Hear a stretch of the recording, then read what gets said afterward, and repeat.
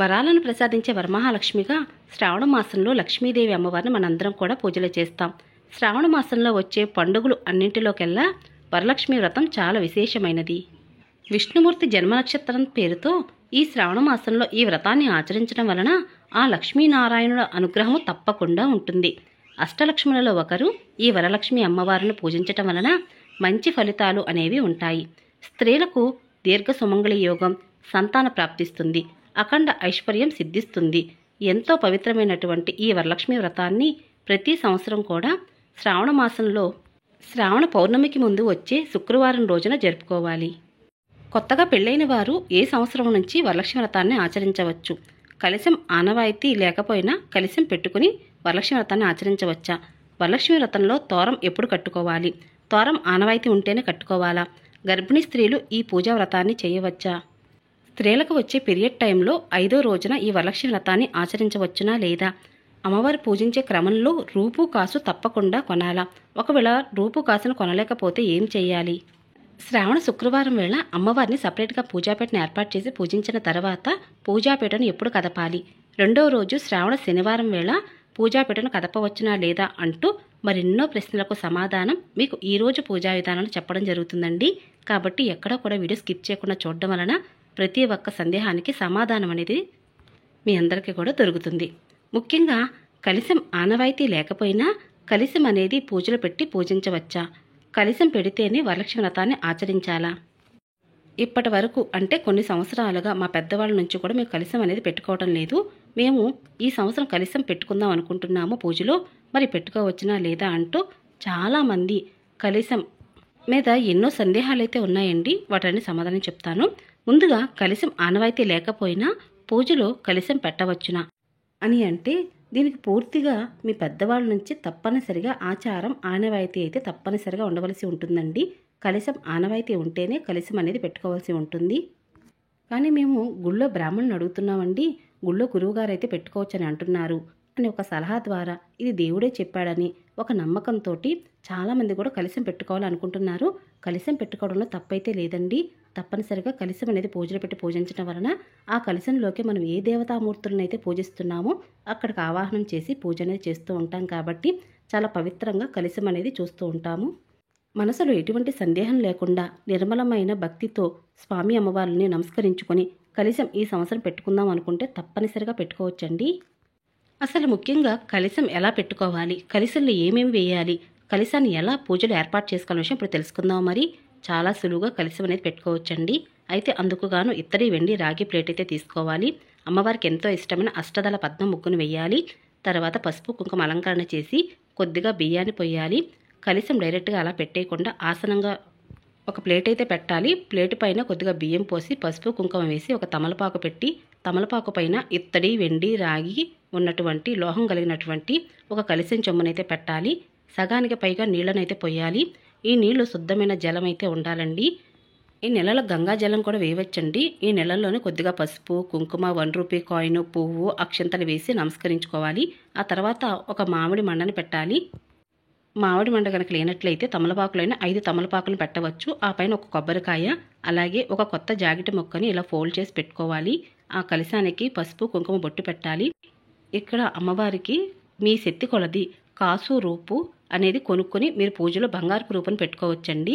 లేదా ఒక పసుపు కొమ్ముని తీసుకొని ఇందుకు 9 పోకుల దారం వేసి ఇలా పసుపు కొమ్ము కట్టి అమ్మవారిగా భావిస్తూ అమ్మవారికి సమర్పిస్తున్నామని చెప్పి ఆ పసుపు కొమ్ముని వేసి అలాగే గాజులు కూడా సమర్పించాలండి. ఒక పువ్వు పెట్టి ఈ కలశాన్ని అయితే ఈ విధంగా ఏర్పరచుకోవాలి. తప్పనిసరిగా వరలక్ష్మి వ్రత పూజలో ఈ విధంగా అయితే కలశాన్ని ఏర్పాటు చేయాలి. ఈ కలశాన్ని ఇలా పెట్టిన తర్వాత మీరు ఎక్కడైతే కలశాన్ని ఏర్పాటు చేద్దాం అనుకున్నారో ఆ ప్రదేశంలో పెట్టుకోవచ్చండి. ఈ కలశం దగ్గర అమ్మవారిని అయ్యవారిని ఆహ్వానం చేసి పూజనే చేస్తాం కాబట్టి చాలా పవిత్రంగా ఈ కలశాన్ని అనేది ఏర్పాటు చేసుకుని నమస్కరించుకొని పూజాస్థలాన్ని ఏర్పాటు చేసుకోవాలి. అలాగే కొత్తగా పెళ్ళైన వారు ఏ సంవత్సరం నుండి వరలక్ష్మి వ్రతాన్ని చేసుకోవచ్చు అని అంటే పెళ్ళైన మొదటి సంవత్సరమే మీరు వరలక్ష్మి వ్రత పూజా విధానాన్ని ఆచరించవచ్చండి. ఒకవేళ ఏదైనా కారణం చేత మొదటి సంవత్సరం పూజ చేయడం కుదరనట్లయితే మీరు 3వ సంవత్సరం 5వ సంవత్సరం నాడు పూజను మొదలు పెట్టుకోవచ్చు. అంటే ఎప్పుడు కూడా బేస్ సంఖ్యలోని సంవత్సరాల్లోనే పూజా వ్రతాలను మొదలు పెట్టుకొని పూజ అనేది చేస్తూ ఉండాలి. ఎందుకంటే ఎప్పుడైనా మన వ్రతాలు ఆచరిస్తున్నప్పుడు కంటిన్యూగా 2 సంవత్సరాలు అయితే చేయవలసి ఉంటుందండి. అందుకు గాను ఇలా ఎలాంటి ఆటంకాలు లేకుండా పూజా వ్రతాన్ని మొదలుపెట్టుకొని చేయవలసి ఉంటుంది. అందుకుగాను ఇలా బేసి సంఖ్యలోని సంవత్సరాల్లోనే పూజా వ్రతాన్ని మొదలుపెట్టుకోవాల్సి ఉంటుంది. వరలక్ష్మి వ్రతంలో తోరం ఎవరైనా కట్టుకోవచ్చా? ఇప్పటి వరకు మేము తోరం కట్టుకోలేదండి, మాకు ఆనవాయితీ లేదు, ఇప్పుడు తోరం కట్టుకోవచ్చా? ఆనవాయితీ ఉన్నవారే తోరం కట్టుకోవాలా? ఎవరైనా తోరాన్ని కట్టుకోవచ్చా అంటే తోరం చాలా మంచిదండి. ఇలాంటి వ్రతాలు చేస్తున్నప్పుడు తప్పనిసరిగా చేతికి తోరం కట్టుకునే వ్రతం చేస్తూ ఉండాలి. అయితే 9 ముడులతో ఉన్నటువంటి ఈ నవసూత్రాన్ని తప్పనిసరిగా వ్రతాలు చేస్తున్నప్పుడు తోరం అనేది తప్పనిసరిగా కట్టుకోవచ్చండి. ఆనవాయితీ ఉన్నా లేకపోయినా ఈ తోరం అనేది కట్టుకోవచ్చు. ఇప్పటి వరకు మేము వ్రతంలో తోరం కట్టుకోలేదని ఇప్పుడు కట్టుకోవచ్చా, మాకు ఆనవాయితీ లేదన్నవారైనా సరే ఎవరైనా ఈ తోరాన్ని కట్టుకోవచ్చండి. అలాగే వచ్చిన ముత్తైదులకు తాంబూలంలో పెట్టి ఈ తోరం అనేది ఇచ్చి వారి చేతికి కూడా తోరం అనేది కట్టవచ్చండి. ఎంతమంది ముత్తైదులకైనా సరే ఈ తోరాన్ని అనేది కట్టవచ్చు. అలాగే ఈ తోరం కట్టడం చాలా మంచిది కూడా, చాలా విశేషమైన ఫలితాలు కలుగుతాయి. ఇలా ముత్తైదులకు తోరం కట్టి తాంబూలం ఇవ్వడం వలన పూజ యొక్క సంపూర్ణమైన ఫలితం దక్కుతుందని పెద్దవాళ్ళు కూడా చెప్తూ ఉంటారు కదా. ఇంకా గర్భిణీ స్త్రీలు వరలక్ష్మి వ్రత పూజా విధానం చేయవచ్చునా అని అంటే మీరు 5 నెలలు కనుక నిండినట్లయితే మీరు ఈ పూజా వ్రతాన్ని చేయకూడదండి. 5 నెలల లోపు కనుక మీరు గర్భిణీ స్త్రీలు అయితే మాత్రం వరలక్ష్మి వ్రతాన్ని నిరభ్యంతరంగా చేసుకోవచ్చు. గర్భిణీ స్త్రీలకి వాయనం తాంబూలం ఇవ్వవచ్చునా అంటే ఇవ్వవచ్చండి. వరలక్ష్మి వ్రతంలో పూజాపీఠం ఏ దిక్కున పెట్టాలి అంటే సపరేట్గా పూజాపీఠను ఎవరైతే ఏర్పాటు చేసి పూజిస్తున్నారో, అమ్మవారిని నిండుగా అలంకరించి పూజిద్దాం అనుకుంటున్నారో వారందరూ కూడా సపరేట్గా పూజాపీఠను ఏర్పాటు చేద్దాం అనుకుంటారు కదండి. మరి వారు ఏ దిక్కున పెట్టాలి అంటే ఏ పూజా వ్రతమైనా సరే తూర్పు ఈశాన్య మూలగా పూజా వ్రతాన్ని ఏర్పాటు చేసుకుని పూజను అయితే చేయవలసి ఉంటుందండి. తూర్పు ఈశాన్య మూలగా పూజాపీఠను ఏర్పాటు చేసుకోండి. ఒకవేళ మీకు ఆ దిక్కును కనుక పూజ చేయడం కుదరినట్లయితే మీరు తూర్పు వైపుకి చూస్తూ అమ్మవారిని పూజిస్తున్నట్లుగా, అమ్మవారి యొక్క ముఖం పడమర వైపు చూస్తున్నట్లుగా ఉండేలాగా పూజాపీఠను ఏర్పాటు చేసుకుని పూజను అనేది చేయవచ్చు. శ్రావణ మాసంలో వరలక్ష్మి వ్రతాన్ని శ్రావణ పౌర్ణమికి ముందు వచ్చే శుక్రవారం వేళ వరలక్ష్మి వ్రతాన్ని ఆచరించాలని మన పురాణాలే చెప్తున్నాయండి. మరి ఈ ఒక్కరోజు గనక పూజ చేయడం కుదరినట్లయితే శ్రావణ మాసంలో ఏ వారంలో పోయినా పూజ చేయవచ్చునా అంటే చేయవచ్చండి. కానీ పౌర్ణమి తర్వాత వరలక్ష్మి వ్రతాన్ని ఆచరిస్తే ఆ పూజకు ఫలితం ఉంటుందా ఉండదా అని అడుగుతున్నారండి. అమ్మవారిని పూజించే క్రమంలో శ్రావణ మాసంలో శ్రావణ లక్ష్మిగా అమ్మవారిని మనందరం కూడా పూజలు చేస్తాము. మీకు వరలక్ష్మి వ్రతం రోజు కనుక పూజ చేయడం కుదరినట్లయితే మీరు శ్రావణ మాసంలో ఏ శ్రావణ శుక్రవారం వేళైనా సరే అమ్మవారి యొక్క వరలక్ష్మి వ్రతాన్ని ఆచరించవచ్చు. మరి పూజకు ఫలితం ఉంటుందా ఉండదా అంటే నిర్మలమైన భక్తితో భగవంతుని పూజించాలి కానీ తప్పకుండా ఆ పూజకు చక్కటి ఫలితం అనేది ఉంటుందండి. సంపూర్ణమైన అమ్మవారి యొక్క అనుగ్రహం లభిస్తుంది. వరలక్ష్మి వ్రత పూజా విధానంలో అమ్మవారిని చక్కగా అలంకరించి పూజలు చేస్తూ ఉంటాం. మరి ఇలా అమ్మవారిని అలంకరించేటప్పుడు మనం ఉపయోగించినటువంటి నగలను అమ్మవారికి అలంకరణ చేయవచ్చునా అని అంటే పాలల్లో శుద్ధి చేసి అమ్మవారికి అయితే అలంకరించవచ్చండి. వరలక్ష్మి వ్రత పూజా విధానంలో రూపు కాసు తప్పకుండా పెట్టాలా? ఒక సంవత్సరం రూపు కాసు పెడితే ప్రతి సంవత్సరం పెట్టాలా? రూపు కాసు పెట్టలేము అనుకున్న వారు ఏం చేయాలి? పూజ తర్వాత కాసు ఏం చేయాలి అంటే తప్పనిసరిగా వరలక్ష్మి వ్రత పూజా విధానంలో రూపు కాసు అంటే బంగారపు కాసు పెట్టాలని రూల్ అయితే ఏమీ లేదండి. ఇదంతా కూడా మన పెద్దవాళ్ళు అమ్మవారి యొక్క వ్రత పూజా విధానంలో ఒక కాసును కొనుక్కొని ఇలా నిల్వ చేసుకోవడం వలన ఇంట్లో ధనం అనేది వృద్ధి జరుగుతుంది అనే ఉద్దేశంతో ఇలా రూపు కాసు కొనుక్కోవాలని ఒక నియమంగా పెట్టారు. కాబట్టి కొనాలని నియమం అయితే లేదు. ఒక సంవత్సరం రూపు కాసు అమ్మవారికి పెడితే ప్రతి సంవత్సరం పెట్టాలా అంటే అది మీ శక్తి కొలదండి. ఒక రూపు కాసు ప్రతి సంవత్సరం కొనుక్కు నిల్వ చేసుకోవడం వలన ఇంట్లో వృద్ధి జరుగుతుంది కదా. ఒక సంవత్సరం కొన్నటువంటి రూపు కాసుని ప్రతి సంవత్సరం ఆ రూపు కాసుని పెట్టవచ్చా అంటే పెట్టవచ్చండి. పాలలో శుద్ధి చేసి పెట్టవచ్చు. లేదా ఒక పసుపు కొమ్మని తీసుకొని అమ్మవారికి ఈ విధంగా కలశానికి పసుపు కొమ్మ అనేది కట్టవచ్చండి. బంగారపు కాసు కొనలేము అనుకున్న వారు కూడా ఇలా పసుపు కొమ్మని అమ్మవారికి అలంకరణ చేయవచ్చు. ఇందుకోసం ఆనవాయితీ ఆచారం ఉండనవసరం అవసరం లేదండి. ఎవరైనా సరే మీ శక్తి కొలది రూపు కాసు కొని అమ్మవారి పూజలు అయితే పెట్టుకోవచ్చు.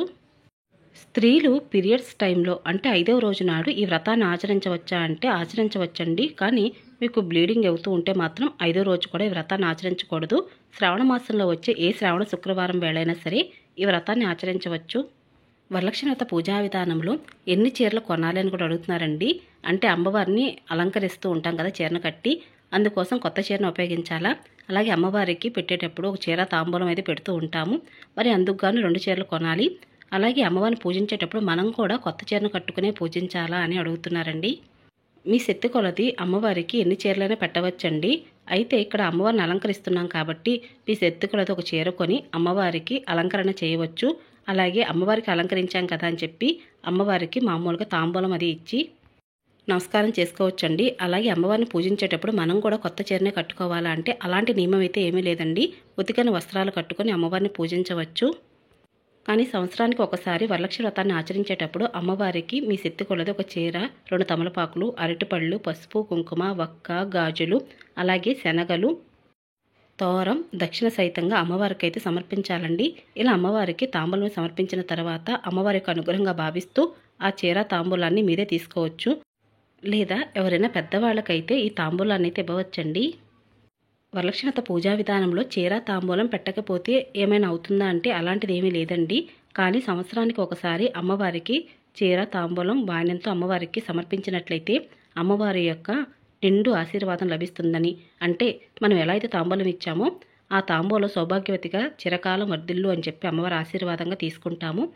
అందుకుగాను అటువంటి తాంబూలం అమ్మవారికి సమర్పించాలి అని చెప్పి అమ్మవారి ఆశీర్వాదంగా మనము తీసుకోవాలని ఒక ఉద్దేశంతో ఇలా పెడుతూ ఉంటారండి.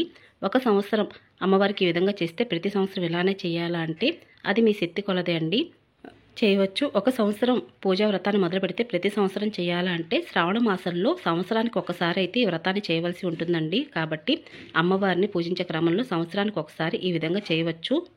వరలక్ష్మి వ్రత పూజా విధానంలో పెళ్ళైన కొన్ని సంవత్సరాల తర్వాత ఇప్పటి వరకు అమ్మవారికి చీర అలంకరణ చేయలేదండి, కలశం పెట్టలేదు. ఈ సంవత్సరం పెట్టవచ్చా అంటే పెట్టవచ్చండి. అమ్మవారికి తృప్తిగా అలంకరించుకొని పూజా వ్రతాన్ని మొదలు పెట్టుకోవచ్చు.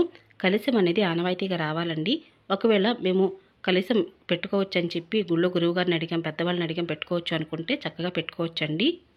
అమ్మవారిని పూజించేటప్పుడు ఉపవాసం ఉండాలా అంటే ఉపవాసం ఉండాలని నియమం అయితే ఏమీ లేదండి. కానీ పూజా వ్రతం అయ్యేంత వరకు కూడా ఏమీ తినకుండా ఉండడం, పూజ తర్వాత అప్పుడు మీరు భోజనం అనేది చేయవచ్చండి. మరి ఈ రోజున బ్రహ్మచర్యం పాటించాలా అంటే బ్రహ్మచర్యం పాటించాలండి. వ్రతాలు చేస్తున్నప్పుడు తప్పనిసరిగా బ్రహ్మచర్యం పాటించాలి.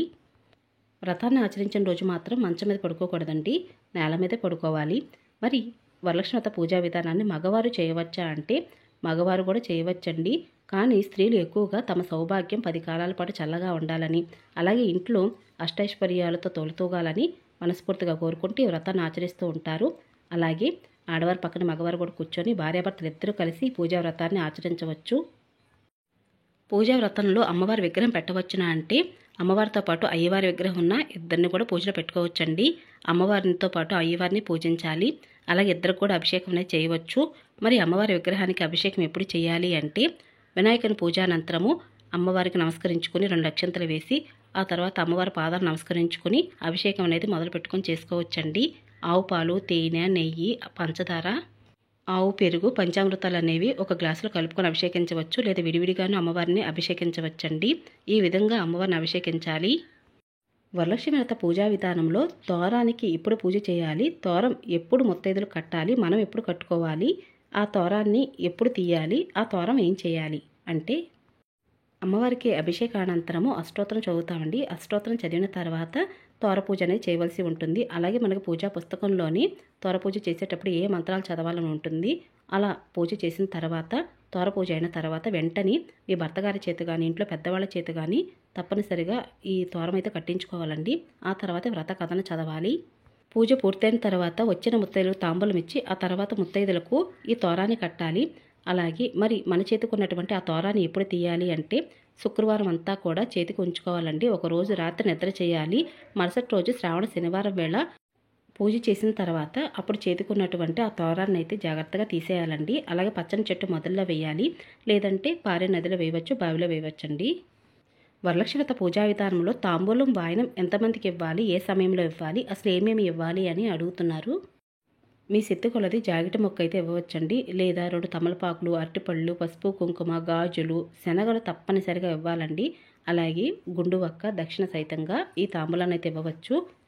ఇంకా మీ శక్తి కొలది రిటర్న్ గిఫ్ట్స్ కూడా ఇవ్వవచ్చండి. ఇదంతా కూడా శక్తి కొలది మాత్రమే, కాబట్టి అప్పులు చేసి మాత్రం ఇవ్వకూడదండి. అలాగే తాంబూలం ఇచ్చేటప్పుడు తమలపాకులు కూడా ఇలా చినిగినవి, చిల్లులు పడినవి ఇవ్వకూడదు. మంచి తమలపాకులు చూసి ఇవ్వాలి. అలాగే కాళ్ళను కూడా తుంచి పెట్టుకోవాలండి. అలాగే శనగలు కూడా ముందు రోజు రాత్రి నానబెట్టాలి. పూర్తిగా నానబెట్టిన శనగలని తాంబూలంలో వాయనంగా ఇవ్వవలసి ఉంటుంది. అందుకుగాను శనగలను ముందు రోజు రాత్రి నానబెట్టుకోవాలి. ఆ శనగలు కూడా నల్లని శనగలే ఇవ్వాలండి. నల్ల శనగలు నానబెట్టుకొని ఆ శనగలు నానిన తర్వాత వడపోసి ఇలా చెంగులో అయినా పోయవచ్చండి, లేదంటే ఒక ప్యాకెట్లో అయినా ప్యాక్ చేయవచ్చు. జాకెట్ ముక్క, 2 తమలపాకులు, అరటిపళ్ళు, గాజులు, అలాగే పసుపు కుంకుమ ప్యాకెట్టు, గుండు వక్కలు, 2 గుండు వక్కలు కూడా పెడుతూ ఉంటారండి, అలానే పెట్టవచ్చు. అలాగే పువ్వుల మాల ఉంటే పెట్టవచ్చు, లేదా ఒక చామంతి పువ్వైనా పెట్టవచ్చు. నానబెట్టిన శనగలు ఇలా ప్యాకెట్లో ప్యాక్ చేయవచ్చు, లేదంటే చెంగులో కూడా పోయవచ్చు. పూజా విధానంలో అమ్మవారిని పూజించే క్రమంలో అష్టోత్తరం చదువుతాం కదండి. అష్టోత్తరం చదివేటప్పుడు అమ్మవారికి ఎంతో ఇష్టమైన చిట్టి గాజులు, చిట్టి గవ్వలు, అలాగే తామర గింజలు, 1 రూపీ కాయిన్స్, కుంకుమ ఇవన్నీ ఏం చేయాలండి, తర్వాత పూజకు ఉపయోగించవచ్చా అంటే కుంకుమను మాత్రం ఉపయోగించకూడదండి. మీరు ఒక బాక్స్లో స్టోర్ చేసుకొని ప్రతిరోజు కూడా ఆ కుంకుమను నుదుటిన ధారణ చేయండి. అలాగే తామర గింజలు, చిట్టి గాజులు, చిట్టి గవ్వలు, గోమతి చక్రాలు, గురువింద గింజలు ఇటువంటివి ఏవైనా సరే మీరు పూజలో అష్టోత్తరానికి ఉపయోగించినప్పుడు అవన్నీ కూడా శుద్ధి చేసుకుని మరొక పూజకైతే ఉపయోగించవచ్చండి. అమ్మవారికి పూజా వ్రతంలో సమర్పించినటువంటి చీర తాంబూలము, మళ్ళీ ఆ చీర తాంబూలం ఏం చేయాలి అంటే మీరే స్వీకరించాలండి. అమ్మవారి యొక్క ఆశీర్వాదంగా భావించాలి, లేదా ఎవరైనా పెద్దవాళ్ళకైతే తాంబూలంగా ఇవ్వవచ్చండి. అలాగే పెళ్లి కాని వారు ఈ పూజా వ్రతాన్ని చేయవచ్చునా అంటే ఎక్కువగా పెళ్ళైన స్త్రీలు తమ సౌభాగ్యం 10 కాలాల పాటు చల్లగా ఉండాలని, ఇంట్లో ధనానికి ధాన్యానికి లోటు లేకుండా ఉండాలని, ఎప్పుడూ కూడా ఇంట్లో అష్టైశ్వర్యాలతో తొలతూగాలని మనస్ఫూర్తిగా కోరుకుంటూ అమ్మవారిని పూజిస్తూ ఉంటారండి. మరి పెళ్లి కాని వారి వ్రతాన్ని చేయవచ్చునా అంటే చేయవచ్చండి.